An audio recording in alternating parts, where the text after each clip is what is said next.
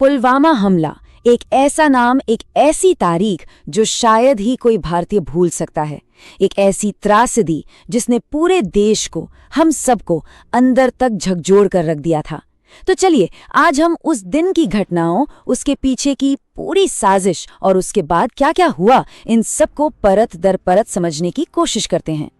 वक्त था दोपहर के ठीक 3:15। बस यही वो पल था, वो लम्हा जब एक ऐसी घटना घटी जिसकी गूंज आने वाले कई सालों तक पूरे भारत में सुनाई देने वाली थी। जगह थी जम्मू और कश्मीर का पुलवामा जिला और निशाना था सुरक्षा बलों का एक काफिला।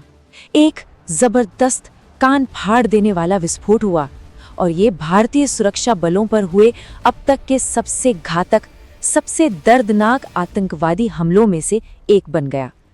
तो हुआ क्या था उस दिन, चलिए कहानी को शुरू से समझते हैं। तारीख थी 14 फरवरी 2019। उस दिन की सुबह केंद्रीय रिजर्व पुलिस बल यानी कि सीआरपीएफ का एक काफिला जम्मू से श्रीनगर के लिए निकलने की तैयारी कर रहा था। अब यहाँ एक बहुत जरूरी बात समझनी होगी।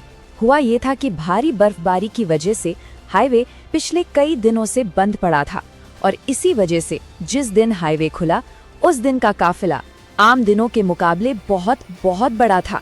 जरा सोचिए, 78 गाड़ियां और उनमें 2547 जवान सवार थे। एक असाधारण रूप से बड़ा काफिला। उस काफिले में कई जवान वो थे जो अभी अभी छुट्टियों से वापस लौटे थे, अपने घर, अपने परिवार से मिलकर आ रहे थे। जैसे कांस्टेबल एच गुरु, जिनकी शादी को सिर्फ 6 महीने हुए थे, वो अपनी पत्नी से फोन पर बात कर रहे थे। एक और जवान सुखजिंदर सिंह, उन्होंने अपनी पत्नी को एक वीडियो भेजा था। तब किसे पता था कि ये बातें, ये वीडियो, ये सब आखिरी बार हो रहा है।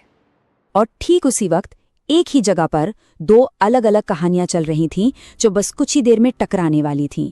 एक तरफ हमारे जवान थे जो अपने घर परिवार से बात कर रहे थे, आने वाले खतरे से बिल्कुल बेखबर, और दूसरी तरफ आत्मघाती हमलावर आदिल अहमद डार और उसका साथी शाकिर बशीर जो अपने खौफनाक प्लान को अंजाम देने के लिए तैयार बैठे थे। और उस हमलावर की कार में क्या था? कोई छोटी मोटी चीज नहीं, बल्कि पूरे 200 किलोग्राम RXD। ये एक बहुत ही ताकतवर विस्फोटक होता है, मतलब तबाही का पूरा सामान धमाके के लिए एकदम तैयार। और फिर वो हुआ जिसकी किसी ने कल्पना भी नहीं की थी। वो RDX से लदी कार काफिले की 5वीं बस से सीधे जा टकराई। एक जबरदस्त धमाका और सब कुछ धुएं में गायब हो गया। पलक झपकते ही 40 जानें चली गई। वो मंजर सच में दिल दहला देने वाला था।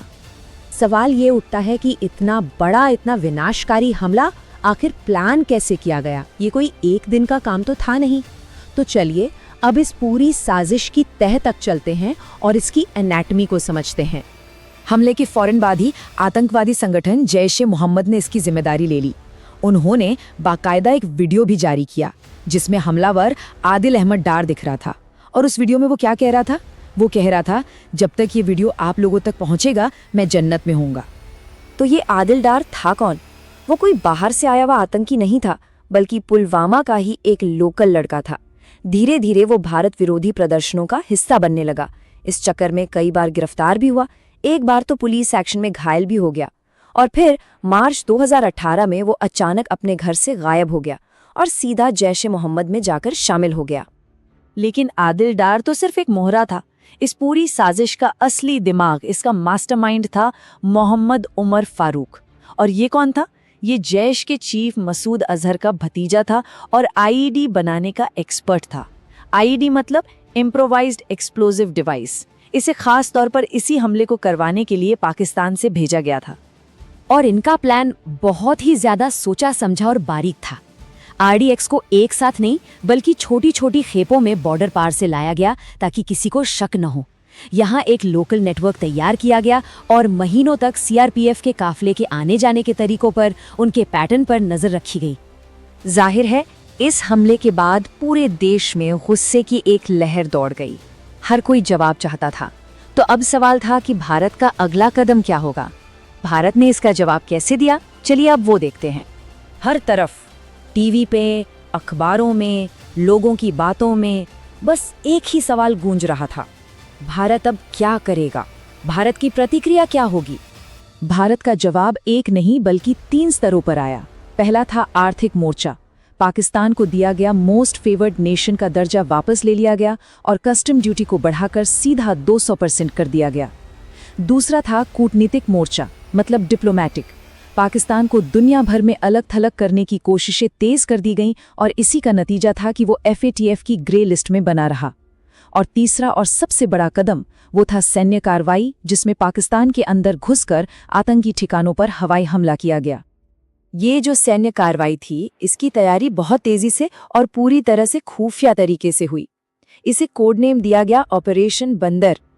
पहले ड्रोन से आतंकी कैंपों की पूरी जानकारी जुटाई गई, फिर फाइनल प्लान बनाया गया और 26 फरवरी को इस ऑपरेशन को लॉन्च कर दिया गया। और ये कोई छोटा मोटा ऑपरेशन नहीं था, इसके आंकड़े ही अपने आप में कहानी कहते हैं। 12 मिराज 2000 फाइटर जेट्स, लगभग 1000 किलोग्राम बम और 3 अलग अलग जगहों पर आतंकी ठिकाने, बालाकोट, मुजफ्फराबाद और चकोठी। और ये सब हुआ सिर्फ 21 मिनट के अंदर। तो एक तरफ तो ये सैन्य जवाबी कार्रवाई चल रही थी, लेकिन दूसरी तरफ एक और बहुत जरूरी काम हो रहा था।